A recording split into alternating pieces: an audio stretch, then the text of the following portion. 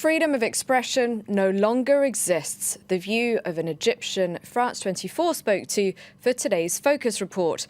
The number of blasphemy cases in Egypt has risen over the last few years, critics saying blasphemy laws are being abused.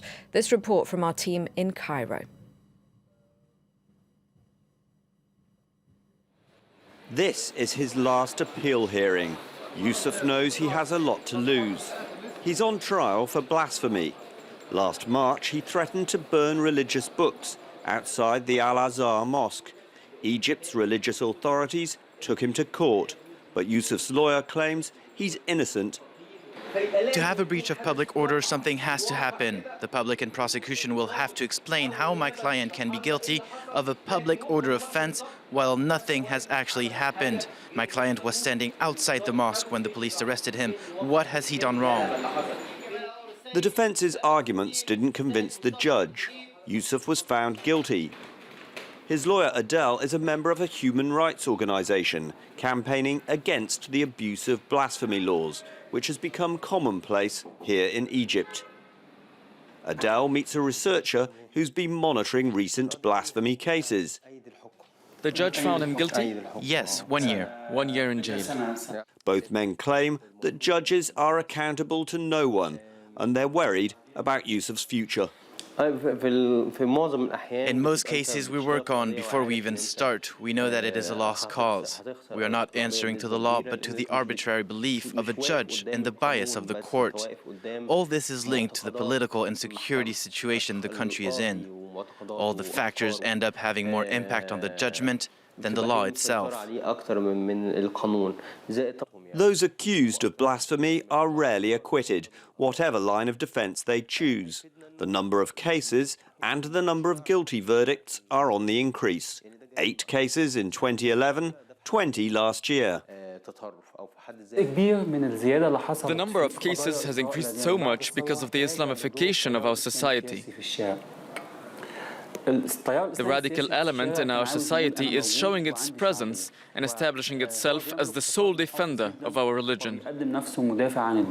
The religious institutions are staunch defenders of the blasphemy laws. The Al-Azhar mosque is one of the highest Sunni authorities in the world. Its leaders consider the tight regulation of blasphemy as key to the fabric of Egyptian society. There are times when, in order to protect our society and our beliefs, this law needs to be applied. The law protects our values, the fabric of our society. The blasphemy law has only been used for offences against Islam. These 4 young men have just been found guilty. They were sentenced to 5 years in prison. Their crime? Making a video on their mobile phone. At the time when the verdict was announced, they'd taken refuge in Switzerland. These young Christians still can't understand what happened to them. These guys had gathered together in a hotel room. They were making fun of the extremists of the Islamic State group. You can see one praying. Then another one arrives and makes this gesture. This video was not meant to be broadcast. These kids do not offend Islam. They mock extremists, playing in their bedroom like children.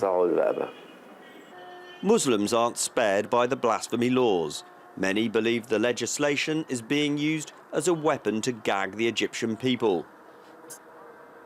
At the courthouse where Yusuf has just been found guilty, his best friend Sharif is still in shock. As far as he's concerned, the blasphemy laws are a threat to the country's youth and its standard of intellectual debate.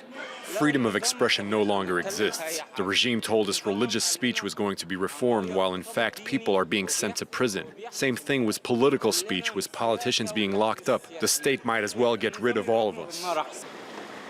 In the last 2 years, the Egyptian government has clamped down on freedom of speech, destroying the progress that had been hard fought for during the 2011 revolution.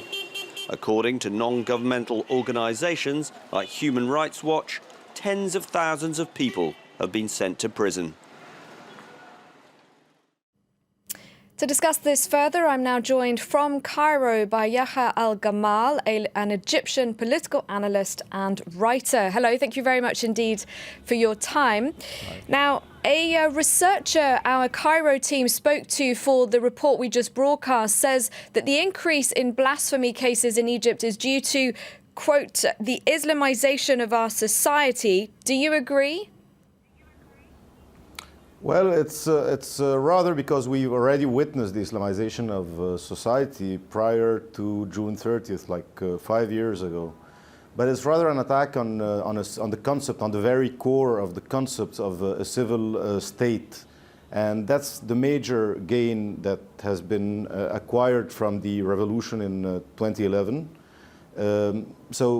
I see it rather than as an attack, and this attack is led by the deep state, as well as by religious institutions, as well by all sorts of radical religious groups.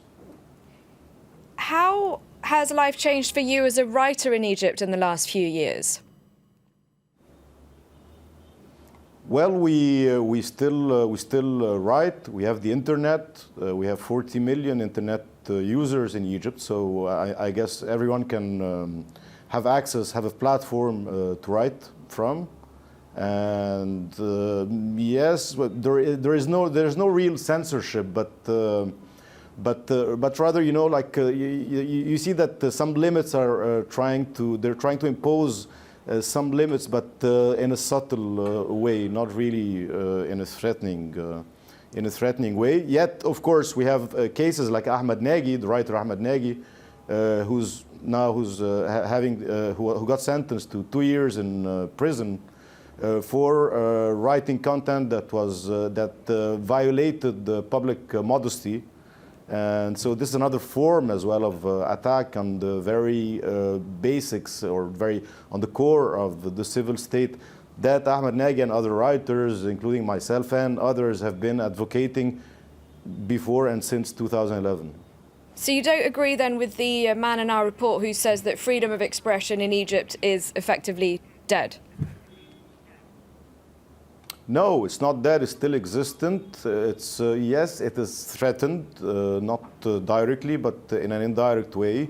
Yes, some writers like Ahmed Nagy, we get clear messages that this could happen to anyone who crosses or who crosses the limits that have been drawn, but what's acceptable by the deep state or by the religious institutions that also work hand in hand with the deep state. But it's not dead. It's still there. It's existent. It's under threat. Some people are paying the price, such as Ahmed Nagy, such as Islam al-Bahiri, who got really, I mean, he was arrested after the Sheikh of al-Azhar denounced him, claiming that he was violating the very core and the principles by which al-Azhar works, and by thinking or by allowing himself to criticize some of the texts that al-Azhar